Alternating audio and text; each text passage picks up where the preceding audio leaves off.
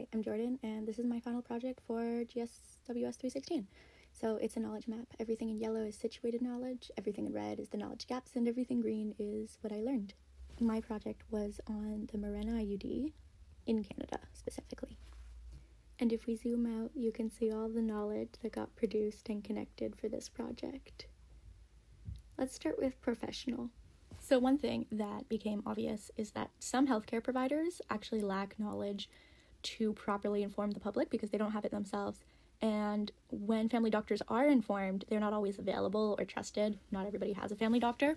And the company that makes the Mirena IUDs was actually warned by the Food and Drug Administration in 2009 about their misleading advertisements that implied that you could use it forever, no problem. So there's been multiple lawsuits against the company, but it doesn't seem like there's been a huge effect on the company itself. Still, most of the medical journals and articles that are written about the Mirena IUD are funded by the company that make it.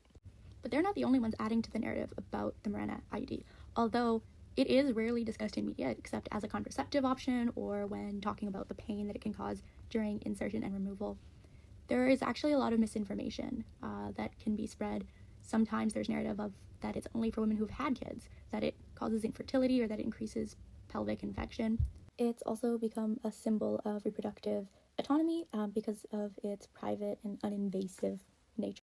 IUDs, contraception, and sex ed have been a bit taboo in Canada in the past, and those taboos are still affecting the quality of sex ed and the depth of sex ed today. Not only is there no standard in Canada for sex ed to include contraception, consent, or anything, teachers in Canada do not necessarily feel prepared or equipped to teach these lessons. Still, IUDs have been around for a while now. The first IUD was invented in 1909, and they were popular because of the 1900s eugenics movement. While birth control has always existed in some shape or form, the idea of inserting a foreign object into the uterus as contraception was new in the 20th century.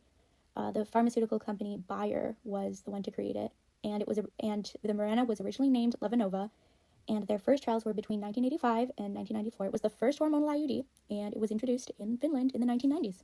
The Mirena IUD is made out of medical-grade plastic and a hormone called levonorgestrel. There's 52 milligrams of it, which is a synthetic progesterone, and the plastic comes from a crude oil. The hormone is made in a lab. When it comes to actually making the IUD, the oil for the plastic comes from oil-rich countries like the USA, Saudi Arabia, and the UAE. And then the assembly and exportation happen in Germany. The first IUD ever was made in 1909 by Richard Richter. And the Mirena was made by Bayer Pharmaceuticals, which of course is in Germany and funds research, production, and trials. The IUD is assembled in Germany by Bayer Pharmaceuticals using a mold that gives the IUD its shape and puts it together. 14% of people who use birth control approximately use a type of long-acting reversible contraception like the Mirena IUD. The Mirena IUD specifically is designed to unfold and sit in a uterus, and it's meant to be implanted during menstruation. It also involves the bodies not just of women, but also silkworms. Silkworm guts were the first IUD. They're specifically recommended by the Canadian Pediatric Society as a first choice for teenagers, despite the fact that they have side effects such as nausea, nervousness, bloating, vaginal discharge, non-cancerous cysts, headaches or migraines, acne, mood change, depression, weight increase, pelvic pain, and they can have complications such as bleeding, expulsion, organ perforation, pelvic inflammatory disease, spontaneous septic abortions, and ectopic pregnancy. It does, however, prevent pregnancy 99.8% of the time. When it comes to technology, some of the things that are related to it are gloves, speculums, antiseptic, uterine sound, IUD, anesthetic, obviously, sterile sharp scissors. And what the technology actually does to the body is alter and thin the uterine walls, thicken the cervical mucus to prevent sperm entry, and decrease the sperm survival. Also, another important piece of technology that is related to it is the pregnancy test. And the pill also uses levostrogen. Some of the reasons for the Mirena IUD's popularity are very contextual. For example, not long before the Mirena was introduced on Canadian markets, another IUD called the Dalcon Shield was completely pulled out because it had some controversies. It was funneling bacteria into women through the string, and it was the only available hormone IUD until Skyla was approved by the FDA in 2013. Now, to get into some of the specific parts and stages of the Mirena IUD, before insertion, there's counseling. You have to order an IUD to a pharmacy. Then you have to get a pregnancy test, an STI screening. You have to go over informed consent and pain medication. There's different types of pain medication you can get, from anesthetics to over-the-counter remedies.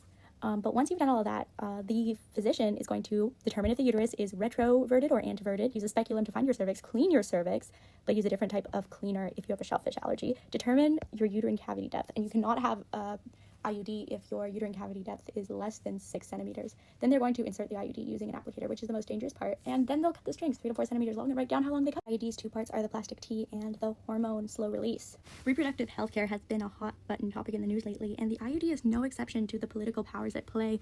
In Canada, the Liberal and the NDP party have recently tabled the Universal Pharmacare Act in April 2024, and they would make contraceptives free and accessible for everyone.